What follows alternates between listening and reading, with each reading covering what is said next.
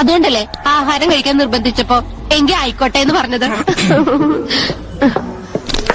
എന്തേ മതിയാക്കിയോ? ഞാൻ വളരെ കുറച്ചേ കഴിക്കാറില്ലേ. അത് കണ്ടപ്പോഴേ തോന്നി ഡയറ്റ് കൺട്രോൾ ചെയ്യുന്ന കൂട്ടം.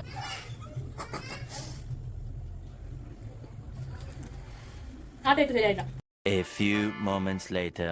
തുളസി, ഈ കൂണ് വെച്ചിട്ട് നമുക്ക് ലോഡഡ് ഫ്രൈസ് ഉണ്ടാക്കാൻ പറ്റുമോ? പിന്നെന്താ, ചിക്കൻ കൊണ്ട് ഉണ്ടാക്കുന്ന എല്ലാ ഐറ്റംസും നമുക്ക് കൂണ് കൊണ്ട് ഉണ്ടാക്കാം. അപ്പോൾ പിന്നെ തുടങ്ങിയല്ലേ പരിപാടി. ആദ്യം കഴുകി വൃത്തിയാക്കിയ കൂണിലേക്ക് ആവശ്യത്തിനുള്ള ഉപ്പും മുളകും പൊടി കൂടെ ചേർത്ത് അതിനുശേഷം എഗ്ഗിലേക്കും മൈദയിലേക്കും ഇതുപോലെ കോട്ട് ചെയ്ത് നന്നായിട്ട് ഫ്രൈ ചെയ്തെടുക്കണം. പിന്നെ നമുക്ക് വേണ്ടത് ഫ്രഞ്ച് ഫ്രൈസ് ആണ്. അങ്ങനെ അതവിടെ റെഡിയായി. ചീസ് മെൽറ്റ് ചെയ്യാൻ ഇതിലും നല്ലൊരു മാർഗ്ഗം വേറെ ഇല്ലായിരുന്നു കേട്ടോ. ഇനി ഇതൊന്ന് ഫിൽ ചെയ്തെടുക്കണം.